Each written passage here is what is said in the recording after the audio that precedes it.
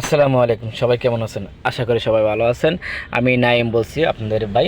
অবশেষে চলে আসলাম একটি হাইব্রিড গাড়ির ভিডিও নিয়ে। হাইব্রিড গাড়ির ধারণা অনেকেরই নাই, যারা হাইব্রিড গাড়িতে উঠেন নাই, চালান নাই। অথচ 20 বছর ধরে গাড়ি চালান, ঠিক আছে, বাংলা গাড়ি, কিন্তু হাইব্রিড গাড়িতে উঠে নাই আর ধারণা নেই। এক লোকে আমার গাড়িতে উঠছে প্রায় 20 বছর ধরে। আমার সিনিয়র বড় ভাই উঠছে, উঠে বলতেছে গাড়ি অফ কেন? আমি বলছি গাড়ি তো অফ না, গাড়ি তো স্টার্ট। কী বলে আমি হয় দেখেন গাড়ি স্টার্ট, দেখলে হয় গাড়িতে স্টার্টে আছে। তাহলে হাইব্রিড গাড়ির স্টার্ট আছে কেমনে বুঝবেন? কী করণীয়? প্রথম অবস্থায় যখন আপনি চাবিটা দিবেন, যখন এই দিন গাড়ি চাবি দিলাম, তখন করোলা এক্সিউ হাইব্রিড রেডি, ইংলিশে যখন রেডি বাসবে তখন বুঝবেন আপনার গাড়ি স্টার্ট হয়ে গেছে, গাড়ি স্টার্টে আছে। তখন কী করণীয়? যারা নতুন অবস্থা আছেন তারা দেখতে পাচ্ছেন পিতে পার্কিং আসাম বর্তমানে গাড়িটা আর্থে পিছে যাবে, বেগে যাবে, এনতে নিউট্রাল, যেখানে সেখানে দাঁড়াবেন, নিউট্রাল করে দাঁড়াবেন। নিউট্রাল করে দাঁড়ালে অবশ্যই আপনার এই যে হ্যান্ড ব্রেকটা এটা তুলে রাখবেন। নিউট্রালে দাঁড়ান অথবা পার্কিংয়ে দাঁড়ান, যেখানে দাঁড়ান এই হ্যান্ড ব্রেকটা তুলে রাখবেন। তারপর হচ্ছে ডিতে দৌড়বে ড্রাইভ, বিতে মানে উঁচু জায়গায় পাহাড়ে উঠলে তখন এটা লাগে, বেশি লাগে না ঢাকা শহরে এটা। এই হচ্ছে অবস্থা। তারপর আপনার কী করণীয়? তারপরে হচ্ছে আপনি দেখছেন looking glass of, looking glass on করতে হলে এটা চাপ দিতে হবে। এখানে চাপ দিলাম, লুকিং গ্লাস অন হয়ে গেছে। তারপরে দেখেন এটা হচ্ছে মূলত কারণ, সবচেয়ে ইম্পর্টেন্ট জিনিস এই দুইটা। ডাইনেটা দেখছেন ছোটোটা অ্যাক্সেলেটার, এটা পিক আপ দিলেই গাড়ি ধরবে।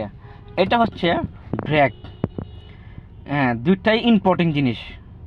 এটা অনেকে মনে করে ব্রেক মনে করে এখানে চাপ দেওয়া, আর এক্সট্রাটা মনে করে এখানে চাপ দিলে তো ব্রেক হয়ে যায়, কিন্তু ব্রেক মনে করে এক্সট্রাটা চাপ দিলে তখন তো আর গাড়ি ব্রেক হবে না, সামনে যা আছে উড়াইয়া ফালাইয়া ছিঁড়াইয়া মেরাইয়া লয়ে যাবেন গা, এই সব অবস্থা।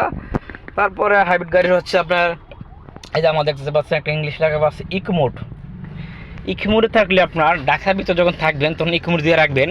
তখন হচ্ছে আপনার গাড়ি যখন 40-30 টানবেন, ঢাকাতে এত বেশি টানা যায় না, 40-30-50, তখন আপনি তেলে আর ব্যাটারিতে আপ ডাউন করবে এবং তেল আর ব্যাটারি চলবে। তারপরে হচ্ছে আপনার যখন ঢাকা বাইরে যাবেন তখন এটা বন্ধ করে দিবেন। তারপরে আপনার তেলে চলবে, যখন আপনি ঢাকা বাইরে তো আপনি 100-120 যা যেমনি ক্ষমতা সেমনি টানবেন। যখন আমি টানেছি আপনার 140 গেছি মা রোডে, যাই হোক আমার গাড়ি ধরবে না পুলিশে। আর হ্যাঁ, 80 উপর টানলে আবার গাড়ি সাইড করে। এই হচ্ছে করেন। তারপর এসিটা কি? এসিটা অটো, চাপ দিলে, এটা তো অনেকে জানেন এসিটা। তারপরেও একটা বিষয় অনেকে মনে হতো জানে না, যারা নতুন আছে তাদের জন্য হচ্ছে আপনার এসিটা যদি এই 3টা বাতি টোটাল জ্বলে, এখন যদি এখানে চাপ দেওয়া হয় অথবা ভুলে হয়ে যা, তখন 2টা বাতি জ্বলবে না। 2টা বাতি না জ্বলা কী হচ্ছে জানেন? আপনার এসিটা বাতাস আসবে কি ঠান্ডা হবে না, গাড়িটা ঠান্ডা হবে না। এই যে 2টা বাতি অফ থাকলে ঠান্ডা হবে না, এই 2টা অবশ্যই জ্বলা রাখবেন। যারা জানেন তো আলহামদুলিল্লাহ ভালো, যারা না জানেন তাদের উদ্দেশ্য। মূলত ভিডিওটা হচ্ছে নতুনের জন্য, তারপর পুরাতন অবশ্যই দেখতে পারেন, দেখলে আর ক্ষতি নাই। এই হচ্ছে অবস্থা।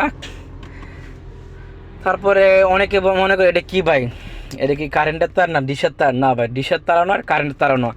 এটা হচ্ছে যেহেতু আমার স্যার পুলিশের গাড়িতে এটা ওয়্যারলেস, মুখে যাবরি তাই সামনে মাইকে শব্দ হবে, এই হচ্ছে। যাই হোক, পরবর্তী ভিডিওতে অবশ্যই যেগুলো দেখাতে পারছি না সেগুলো নিয়ে আসবো। সবাই ভালো থাকবেন, সুস্থ থাকবেন, আল্লাহ হাফেজ।